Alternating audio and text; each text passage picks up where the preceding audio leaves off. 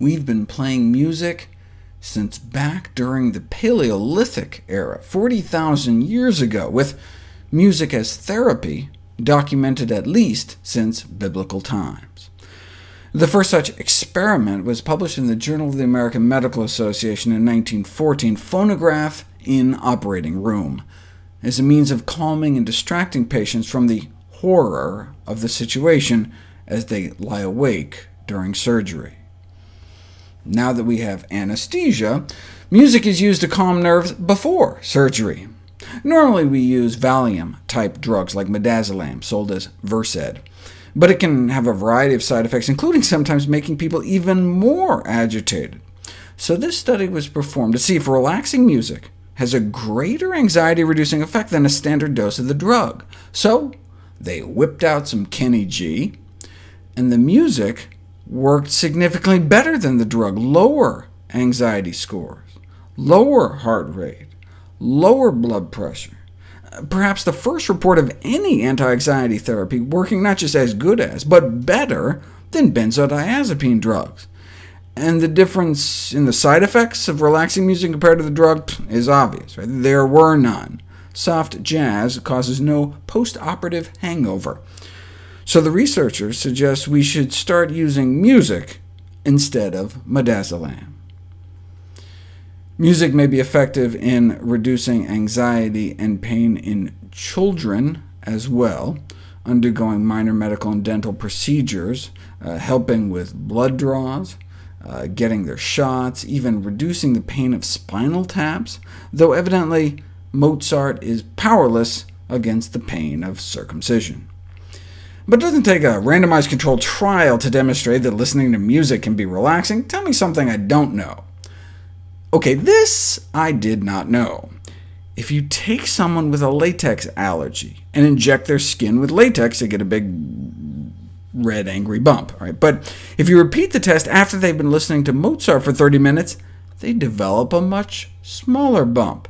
They had less of an allergic reaction. And if you think that's wild, Beethoven didn't work. Same reaction kind of before and after. Right? So it wasn't just the music. Schubert didn't work either, nor did Haydn or Brahms. Both failed to reduce the allergic skin response. Thus, the reducing effect on the allergic responses may be specific to Mozart. So Mozart's looking pretty good, but wait a second, maybe Mozart suppresses the immune system in general. That wouldn't be good. So they also injected a chemical that causes reactions in everyone, not just allergic people, and Mozart had no effect. So it seems to just suppress the pathological allergic reaction. And if that isn't crazy enough for you, they drew people's blood after the music and stuck their white blood cells in a petri dish with a little latex and measured the allergic antibody response. The white blood cells from the person exposed to Mozart had less of an allergic response even outside the body compared to cells taken from Beethoven blood. That is cool. Music may even impact our metabolism. It all started with this study.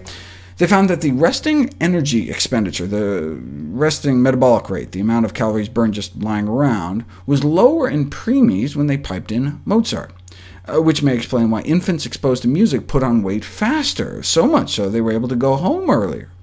Now, gaining weight faster is great for premature babies, but not necessarily for adults. Could listening to music slow our metabolism and contribute to weight gain? No. This study found no effect on adults, but they used Bach, not Mozart, and Bach doesn't work for babies either.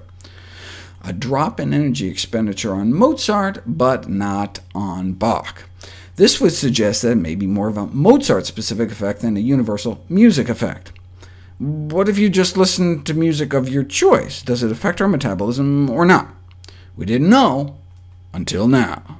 And it turns out that listening to music appears to actually increase our metabolic rate, such that we burn an average of 27.6 more calories a day, even just lying in bed, though that's only about 6 M&Ms worth. Better to use music to get up and start dancing or exercising.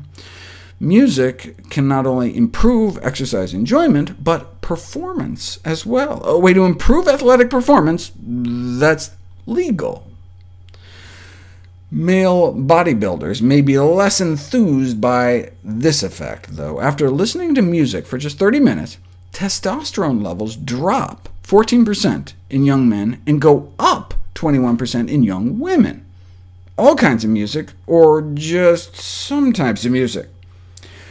30 minutes of silence had no effect, same testosterone levels before and after, but a half an hour of Mozart suppressed testosterone, as did jazz, as did pop music, as did Gregorian chants, no relation. What about a half hour of people's personal favorites? Testosterone levels cut in half. Testosterone decreased in males under all music conditions, whereas testosterone increased in the females. What is going on? Well, in men, testosterone is related to libido, dominance, aggressiveness, whereas women get a bigger boost in testosterone from cuddling than from sex. And so maybe we evolved using music as a way to ensure we all got along, like a melodious cold shower to keep everyone kind of chilled out.